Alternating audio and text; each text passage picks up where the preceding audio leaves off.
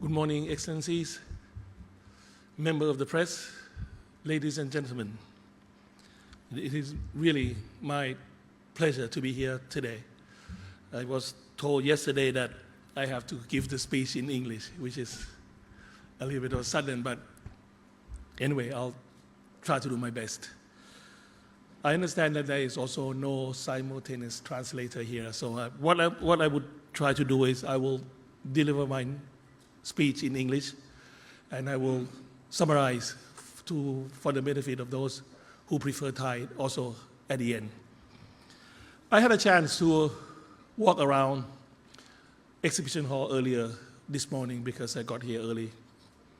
I must admit that I was totally impressed by the product display of those who try to do B2B connections between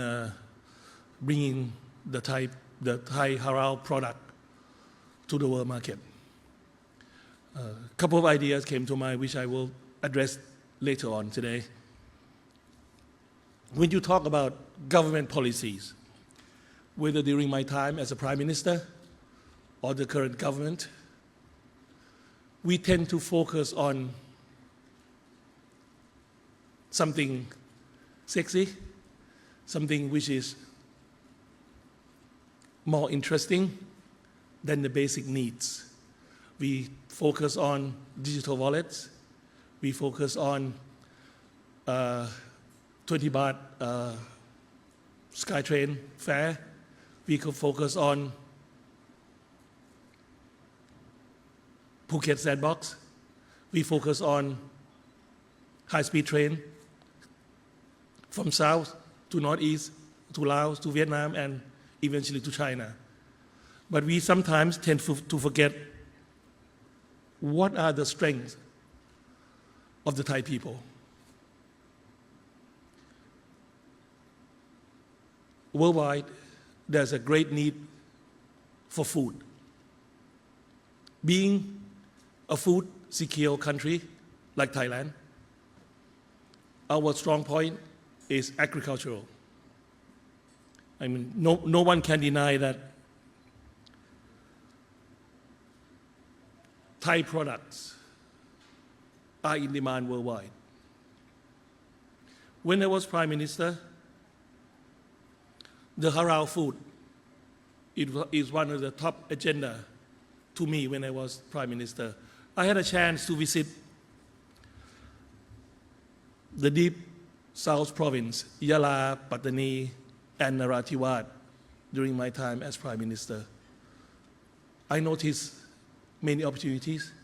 with its cultural, with its food, and also tourism. One of the big initiatives that I started when I was PM was to uplift the halal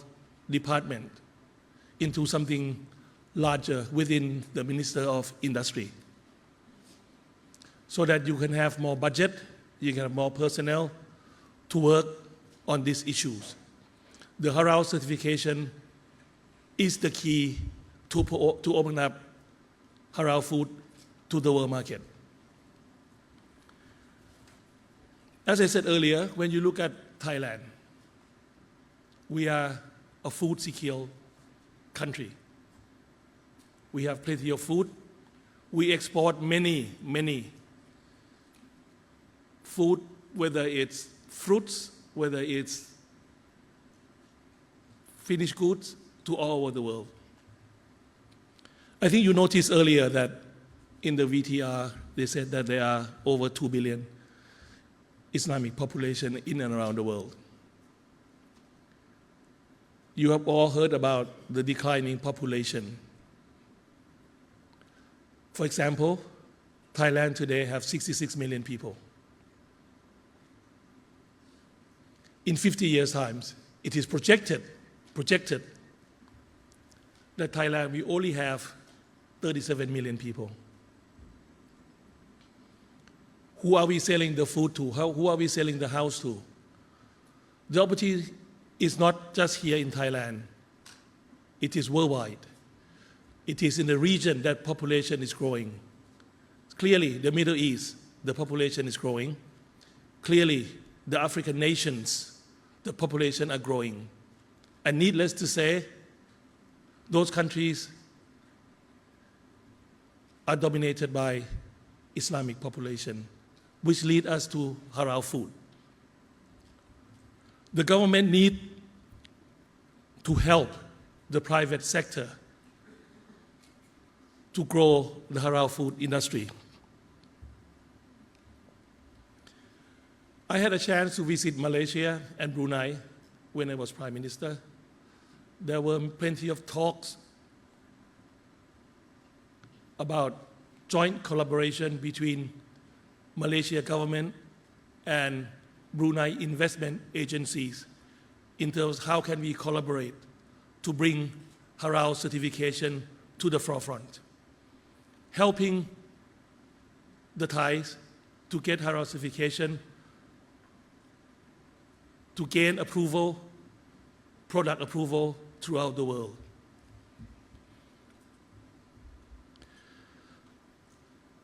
I had also a chance to visit Saudi Arabia earlier when I was Prime Minister as well. I had a chance to meet with MBS and also head of PIF. We understand that Saudi Arabia is a country that are not suitable for food production. But I was greatly impressed by their strategy to expand internationally to acquire many companies worldwide. Like, for example, in Brazil, the PIF invests heavily into livestock slaughterhouse. The company that they invested on have managed to grow very big. They are able to slaughter the cattle on a daily basis, 40,000 per day, 40,000 per day. There's a huge market for that. Do you know how many cattle the Thai slaughterhouse can do? 400. Very small. Very, very small. How can we be the hub for halal food production if we don't grow this particular segment? The slaughterhouse in Thailand is in Chumphon. I had a chance to talk with the industry minister to expand the slaughterhouse to be more so that we can export cow to and around the world.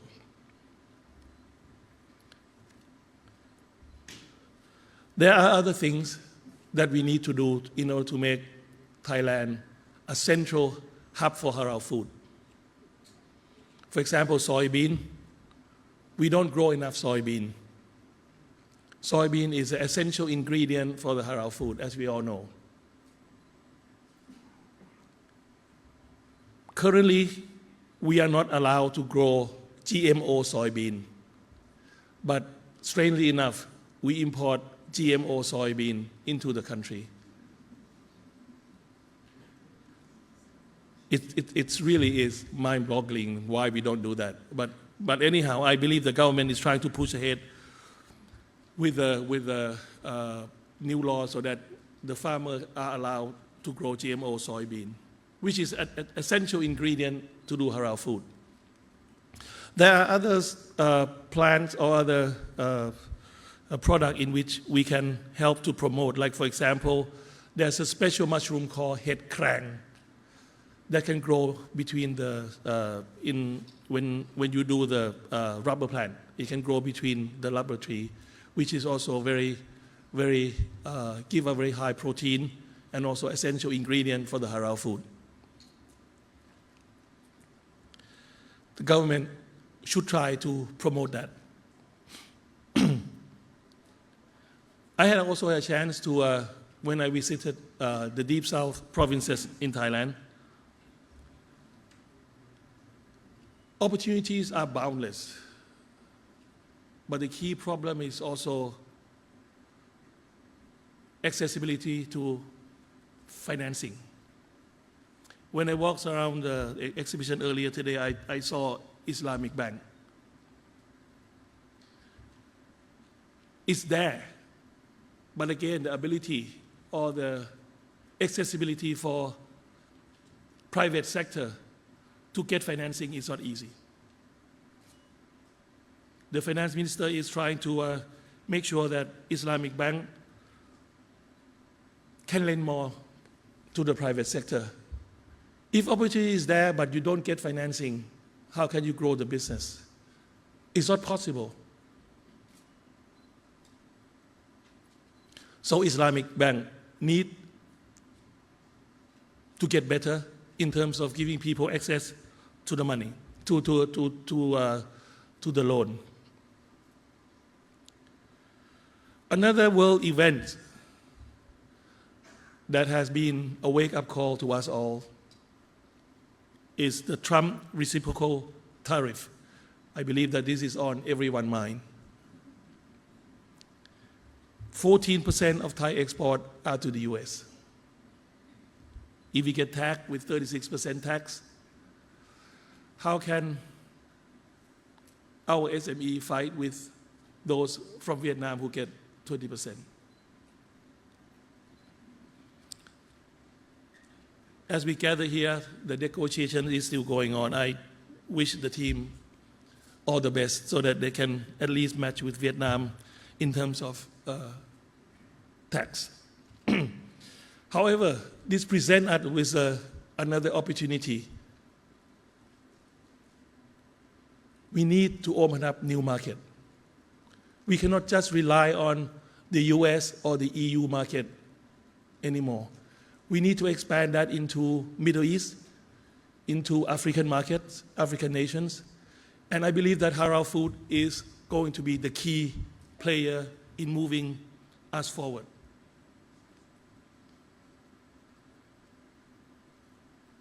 When I walk around this morning, as I said earlier, there are many products that should be marketed worldwide. However, I think we lacked the help of the government. So I called my friend earlier to try to get the commerce minister to come and visit the fair sometimes today or tomorrow so that they can understand the market and try to help SME selling these products to the world.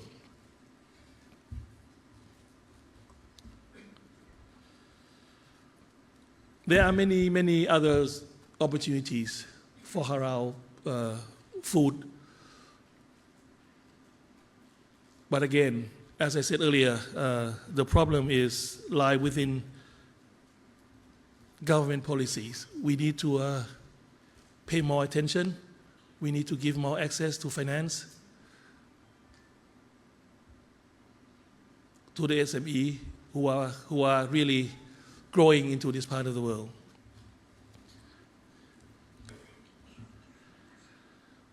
ผมขออนุญาต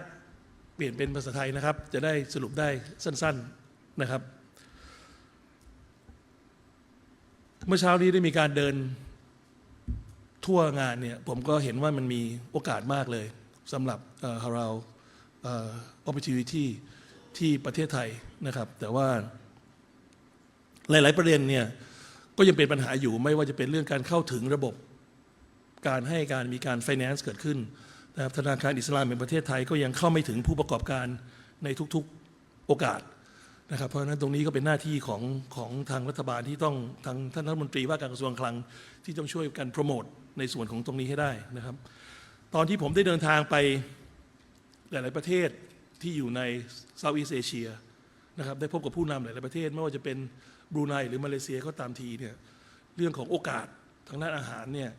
ถือว่าเป็นโอกาสที่สำคัญมากนะครับประเทศเราเป็นประเทศที่มีความมั่นคงทางอาหาร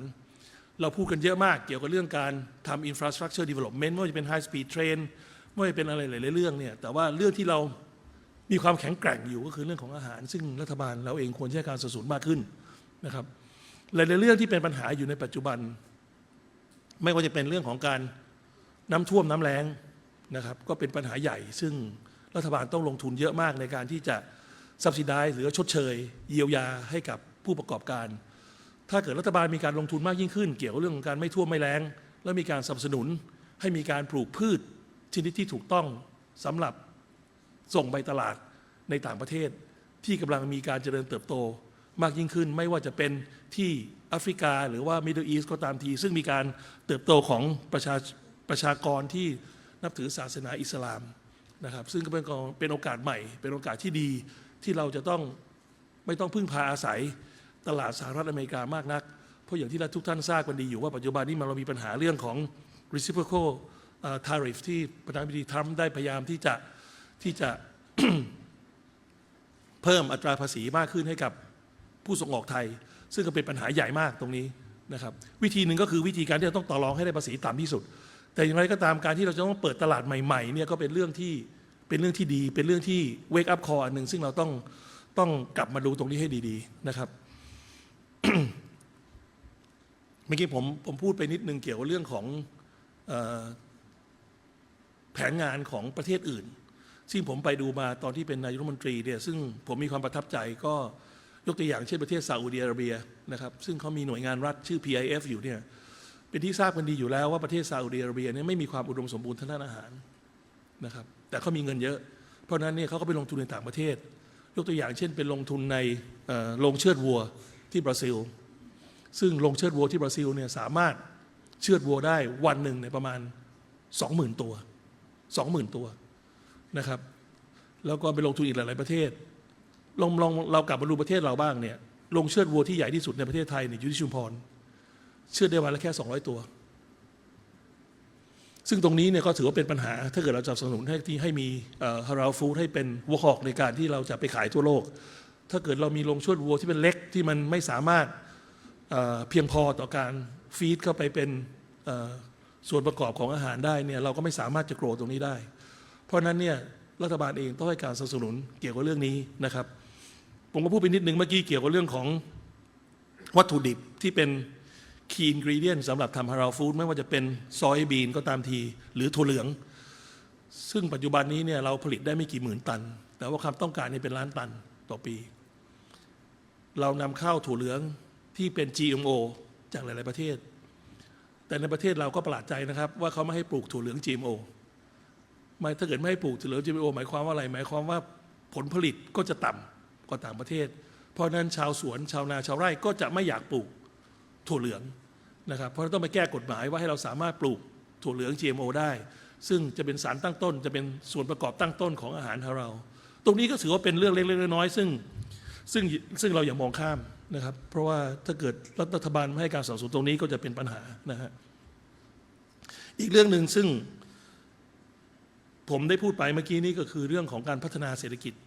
ภาคใต้เนี่ยเรื่องของอาหารเนี่ยเป็นเรื่องสำคัญนะครับเพราะถ้าเกิดว่าเรามีอาหารที่ดีสามารถเอาเงินใส่กระเป๋าให้กับ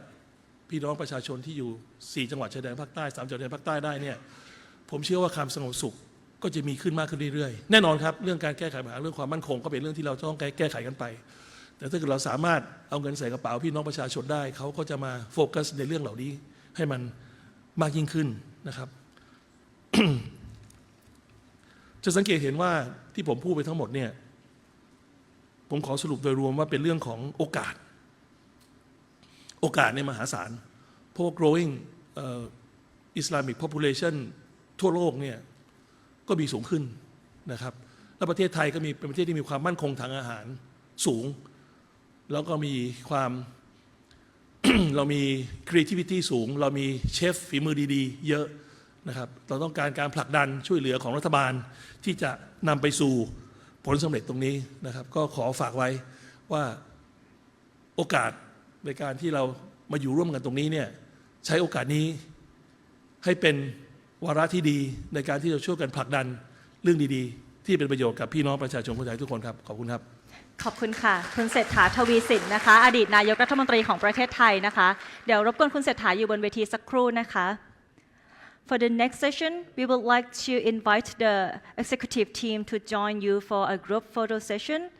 So I would like to invite our distinguished speaker and members of executive team to join us on the stage to the group photo session. May I now invite Sahada Associate Professor Dr. Ismail Ali, Executive Board and Chairman of Halal Affairs Department, the Central Islamic Council of Thailand, on the stage.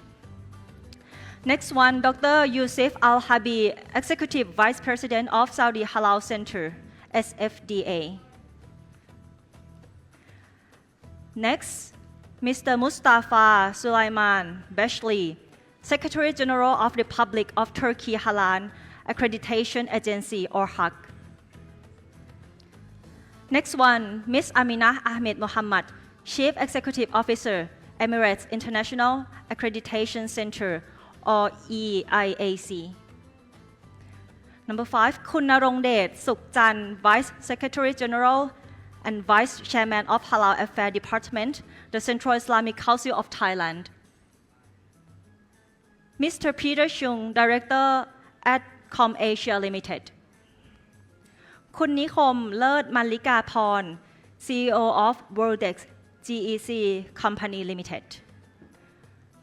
คุณทิคำพรศรีจันทร์ Executive of Nation Group and Executive Editor of ฐานเศรษฐกิจเรียนเชิญค่ะ So as Mr. Synergy mentioned earlier that Thai government sometimes mainly focus on mega project, but the real potential of Thailand is food industry, especially halal food, halal product, and halal industry. That should not be neglected from the Thai government. I would say that this is the great opportunity that Thailand can engage with the halal market and Muslim community to enhance the potential, not just for Thailand, but also with Muslims all around the world. เดี๋ยวเราจะเก็บภาพกันสักครู่นะคะ แล้วหลังจากนี้ก็จะเป็นการเสวนาจากผู้ที่มีส่วนเกี่ยวข้องนะคะจากฮาลาลมาร์เก็ตจากทั่วโลกนะคะ Thank you very much ขอบคุณค่ะ Thank you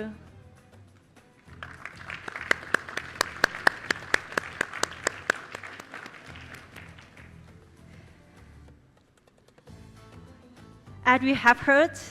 under the theme of Creative Synergy of ASEAN Halal, it clearly reflects Thailand's important role as a central hub for halal collaboration in the ASEAN region. The focus is on strengthening the connections between the policy sector, business sector, and innovation sector to enhance the competitiveness of Thailand halal industry and to foster creative partnership with aligned countries, leading to sustainable growth, both regional and globally.